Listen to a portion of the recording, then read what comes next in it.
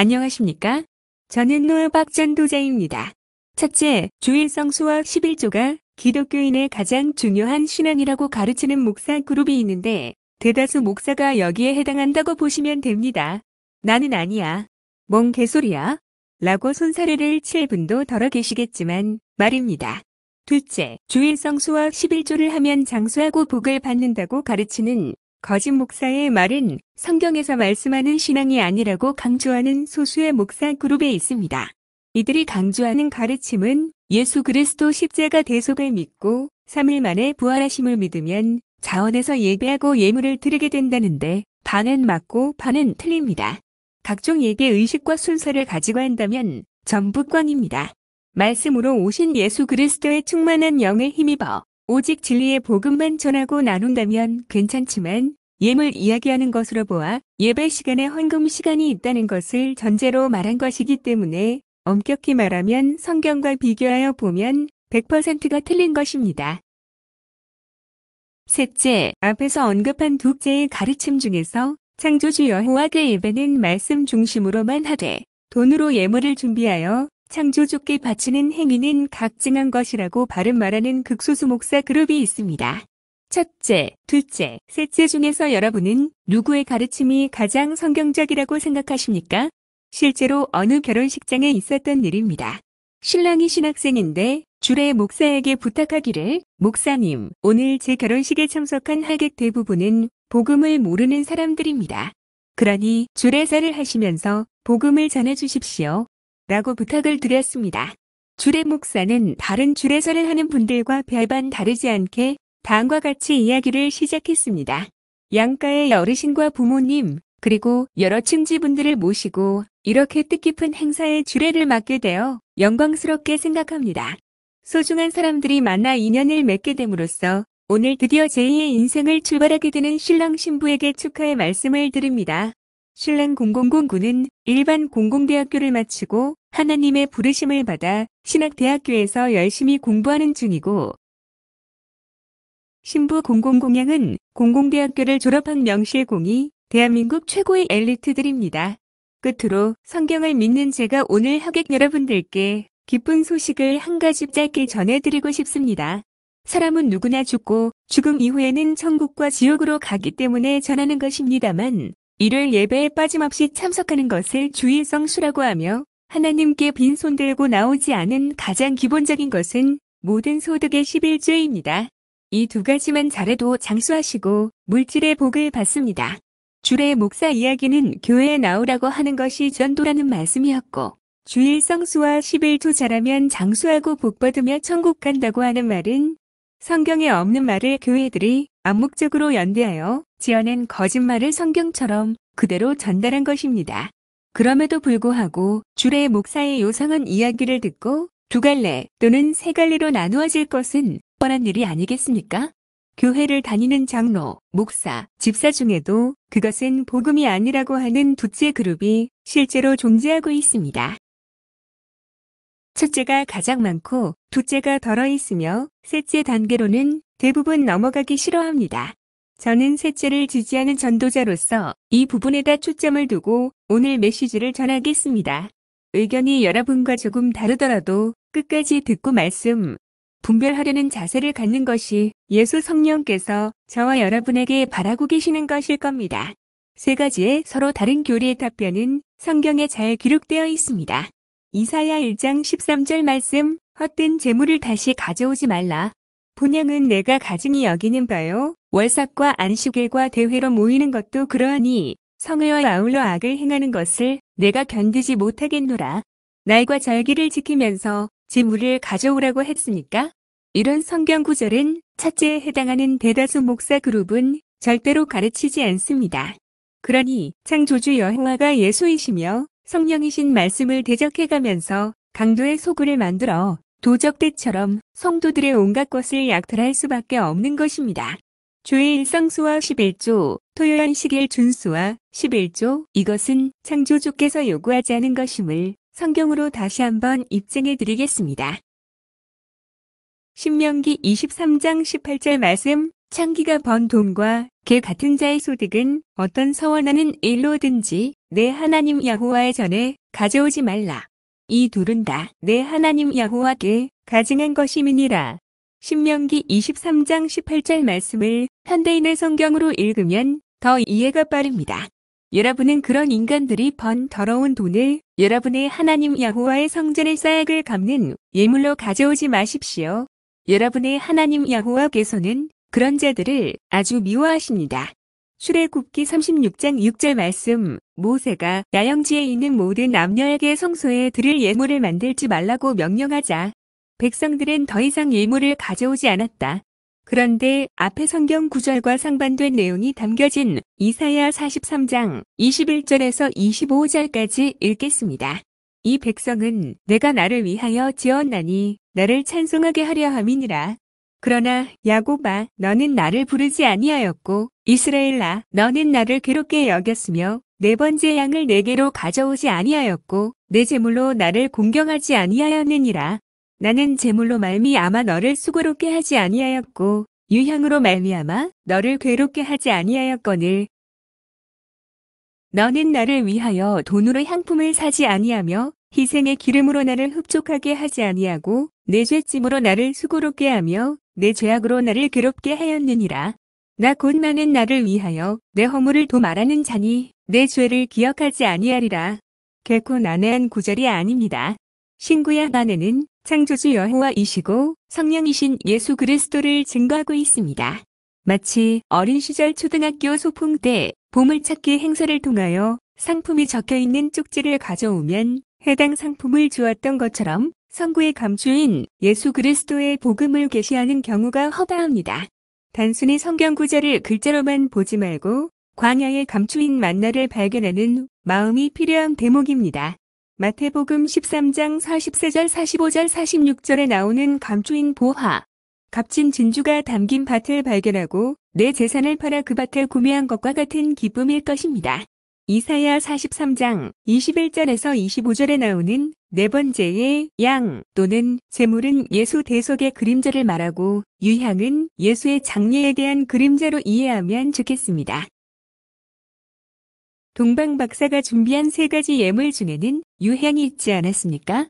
유향은 평상시 향수로 사용하는 가벼운 것과 시체에 부을 때 사용하는 두 종류가 있었는데 후자를 위한 예물이며 몰약은 장례대의 방부제로 쓰였고 황금은 예수님의 왕권을 상징한다고 봅니다. 이 모든 것은 예수의 대속 제물 되심에 대한 예표로 보는 것이 맞겠습니다. 네 번째 양이나 유향은 결국 예수께서 메시아로 오셔서 자신의 죽으심을 계시하신 것으로 보기보다는 유대인들이 이런 복음적인 것을 만홀히 여기고 제물, 분향, 월삭, 안식일, 대회, 성회 등과 같은 율법주의에 매여 종살이 하는 것에 대한 경고로 이해하면 됩니다. 21세기를 살아가는 현대교회도 어쩌면 신구약 성경과 무관한 것들을 앞세워 강도의 소굴을 만들고 고아, 과부, 나그네에 해당하는 성도의 삶을 파괴시키는 날강도 짓을 하면서도 입으로는 주여, 주여 하는 자들의 사단의 회당 지도자가 되어 있다고 봅니다. 바알을 숭배했던 이세벨, 무리, 즉 가톨릭 교리까지도 추종하면서 종교다원주의와 이단포용주의를 통하여 복음을 변질시킨 소경들 종교 집단에 속해 있다는 것은 내 영혼을 사단에게 송두리째 내어주는 결과로 세상 끝날 온 지구상 하늘에 쏟아붓는 단회적인 유황불 심판을 피할 수 없을 것입니다. 죽자마자 영원한 천국에 들어가는 것이 아니라 죽자마자 존재하지도 않는 영원한 유황불 지옥에 들어가는 것이 아니라 반드시 무덤 속에서 의인의 부활과 악인의 부활이 있고 세상 끝날에 살아있는 의인들과 악인들도 모두 다 두 부류로 갈라지게 된다는 것을 아셔야 합니다. 악인들은 지옥불에 쓸어담아 심판받기 위해 부활하는 것이고 의인들은 영생에 들어가기 위해 부활하는 것입니다. 이를 믿으시기 바랍니다. 사도 바울도 갈라디아서 4장 10절 11절 말씀에서 경고하기를 너희가 날과 달과 절기와 해를 삼가 지키니 내가 너희를 위하여 수고한 것이 헛될까 두려워하노라 라고 했습니다. 그리고 주일성수를 한 것이 아니라 도리어 신구약 66권 정경이 완성되기 이전이었기 때문에 바울도 갈라디아 가정교회로 모이기 전에는 태양력이 아닌 유대력으로 회당에서 토요일 날 편의상 한시적으로 모였다고 보고 있습니다. 유대 동족의 핍박을 피하여 갈라디아 가정교회 모임 이후로는 그렇게 하지 않았다고 생각합니다.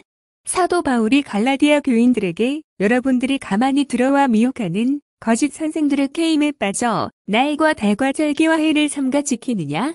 라고 한 것은 예수 그리스도께서는 그런 종교 행위를 미워한다는 의미로 예수 성령의 가르치심을 선포했던 것입니다. 겉과 속 중에서 무엇이 중요하겠습니까? 겉에 해당하는 것은 현대교회가 만든 예배 순서나 의식 행사, 헌금 봉사 및 주일성수 등과 같은 온갖 목사 교리와 교회 전통들이고, 속에 해당하는 것들은 이런 불순물을 완전 제거한 빈 마음에다 창조주 여호와이시고 예수이시며 성령이신 한 분 하나님께서 진리의 복음으로 불리우는 말씀, 즉 성령이 내 안에 계시고 내가 성령 안에 존재하는 상태로 오직 내 마음의 반석에서 영생하게 하시는 생수가 차고 넘쳐나서 흘러가도록 하는 것이라고 봅니다. 회칠한 무덤은 유대 나라에서 시신을 덮은 땅 위가 아닌 동굴이나 사크한 바위를 깎아 만든 무덤 겉에 분칠한 것을 말하는데, 겉은 번지르르하지만 속은 썩은 시체가 들어있는 상태를 가지고 유대 종교 지도자들을 빗대어 말한 것입니다. 한국 교회의 종교 생활이 바로 이런 것을 말하고, 영생은커녕 무덤에서 부활 때까지 잠을 자다가 세상 끝날에 악인들이 부활하여 하늘 유황불에 태워 소멸된다는 것을 분명하게 아시기 바랍니다. 이것과 다르게 가르치는 자들은 염소요, 예수, 대적자들입니다. 그리스도인 사역자 여러분, 결론을 맺습니다. 첫째, 주의 일성수는 가톨릭의 교리입니다. 나무위키 자료를 보니까 주의 일성수에 대하여 다음과 같이 말하고 있습니다. 가톨릭 교리에서는 주일에는 생업이나 육체 노동을 삼가야 하며 휴식과 하느님에 대한 기도 및 신앙에 방해되는 일체 행위를 피하고, 특히 주일 미사에 참례하여 주일을 거룩히 지내야 한다고 설명한다. 이를 넓게 해석하여 적용하면 이는 각종 게임이나 과도한 공부 등 평일에도 충분히 할 수 있어 정신을 흡수하는 행위들을 멀리 해야 한다는 계명도 된다. 이러한 주일의 육체노동 금지를 주일 파공이라고 하며 신자들은 모두 지켜야 한다. 예외적으로 하느님을 섬기는 일에 해당하는 성당 일은 허용되고, 봉사활동, 자선활동, 가벼운 레크리에이션, 예를 들어 산책이라든지 개인적 휴식 등은 주일에도 충분히 허용한다. 또한 면도, 세면, 요리, 길 걷기, 차량 승하차 등 일상생활의 필수적인 기초적인 일들은 허용된다. 또한 개신교 신자들도 주일날은 상점 영업을 쉰다던가 하는 식으로 노동을 자제한다. 어떻습니까? 도끼인 게 낀이지만 개신교보다도 가톨릭이 훨씬 배려가 조금 더 있어 보이지 않습니까? 둘째, 11조는 중세 가톨릭의 교리입니다. 1789년 프랑스 혁명 과정에서 벌어진 가톨릭 교회의 11조 폐지 조치로 인하여 11조를 더 이상 거둘 수 없게 되었습니다. 개신교에서 가톨릭으로 개종한 어느 신자가 11조에 대한 질문을 했고, 신부 답변이 매우 의미심장하여 짧게 소개하겠습니다. 개신교에서는 목사가 11조는 의무라고 하는데, 가톨릭에서는 교무금을 내는 사람은 있어도 11조를 내는 사람이 왜 적은지 그 이유를 알고 싶다는 질문에 대하여 소속 신부는 다음과 같이 답변했습니다. 성경대로 11조를 하는 것이 맞다. 그러나 서민들의 어려운 가정경제 살림으로 인하여 각자 경제 형편이 어렵기에 11조를 의무적으로 할 수 없는 관계로 한 달 30일 중에서 10분의 1에 해당하는 30분의 1조를 교무금으로 내는 것이 하나님 백성의 도리로 규정하여 실천하고 있다. 따라서 가톨릭에 속한 신자라면 모든 가정이 교무금을 봉헌해야 할 의무와 책임이 있다. 라고 답변했습니다. 가톨릭의 교무금은 연보, 즉 사람을 도와주기 위해 걷는 기부금이 아니라 천주님께 바치는 봉헌, 즉 예물에 해당하니 신자의 부담을 덜어주는 가톨릭의 11조라고 할 수 있겠습니다. 세상 종교의 신은 돈이라는 재물을 받는다고 해당 종교의 종교인들은 믿습니다. 사실 각각의 세상 종교에서 만든 신이 받을 리 없기 때문에 배후의 사단이 경배를 받고 있다고 봐야 합니다. 개신교에서 예수라고 하는 신이 11조와 각종 헌금을 받는다고 목사 그룹이 가르치고, 장로, 집사, 성도들이 11조와 각종 헌금을 바치면 예수로 불리우는 신은 진짜 예수가 아니라 사단인 것입니다. 이를 분별하시기 바랍니다. 이렇게 하고도 부활 영생을 얻겠습니까? 절대로 불가능합니다. 무덤에서 악인 그룹으로 부활되어 온 지구상의 지옥불 가마솥에 넣고 하늘 유황불로 태워서 티끌로 돌려보냅니다. 오늘은 여기까지입니다. 한국 개신교 및 기독교 종교단체를 떠나기로 작정한 가나안 예비 성도 여러분과 이미 가나안 성도가 되신 분들을 위한 링크 하나를 하단에 걸어 두었으니 로그인 없이 바른 복음 메시지를 찾아 들으시기 바랍니다. 청각장애 우 여러분께는 한글 텍스트가 많은 도움이 되실 것입니다. 이상으로 비영리, 비인기 그리스도인 유튜버 노아박 전도자 메시지를 마치겠습니다. 다음 시간에 또 뵙겠습니다. 끝까지 청취해 주셔서 감사합니다.